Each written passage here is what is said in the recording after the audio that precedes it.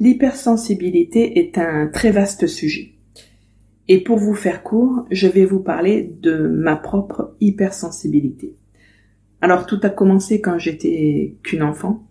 Je pleurais très souvent, même trop souvent, selon mes proches. Je pleurais pour tout. Quand je regardais la télé, qu'il y avait un passage triste, quand j'étais en colère, ou au contraire, quand j'étais trop joyeuse, les larmes sortaient automatiquement.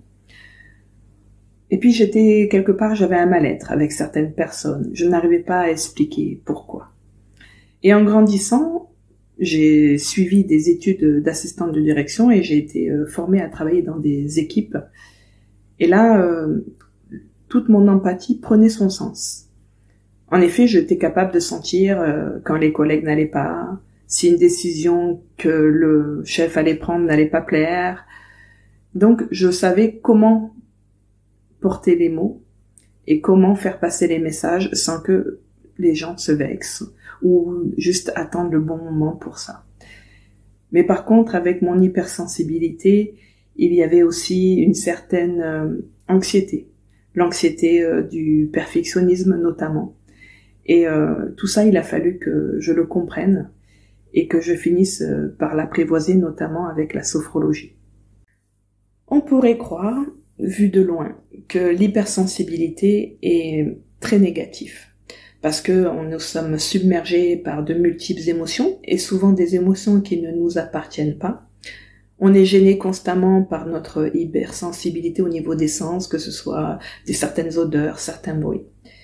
Et puis nous sommes souvent stressés. Mais tous ces petits défauts en fait ramènent à beaucoup de qualités. La première qualité dont je voudrais vous parler, c'est que les personnes hypersensibles sont souvent perfectionnistes.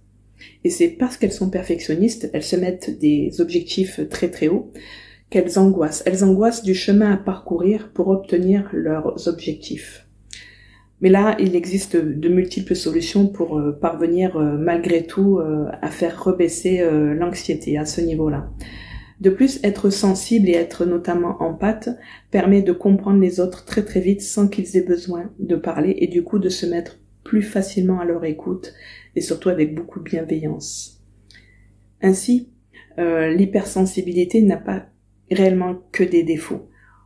Il suffit juste de les apprivoiser, ces défauts, pour pouvoir après avoir une vie complètement équilibrée.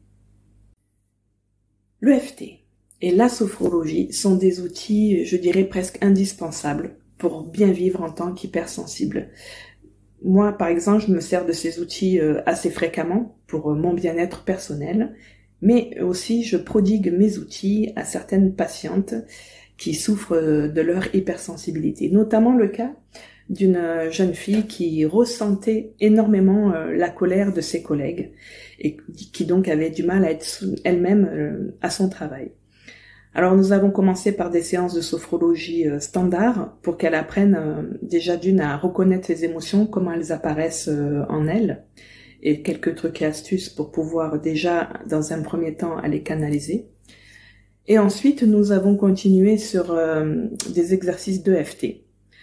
D'une part pour lui enlever quelques souvenirs qui la dérangeaient sur cette colère, et pour pouvoir lui permettre de lui apprendre une méthode pour que quand elle s'en sentirait pas ou quand elle aurait une réunion avec ses fameux collègues en colère, qu'elle puisse se faire des rondes pour pouvoir être plus zen lors de ces réunions ou de ces rencontres. Et nous avons terminé par quelques séances pour raffirmer sa confiance en elle et bien qu'elle comprenne qu'elle est capable de gérer ses émotions malgré son hypersensibilité.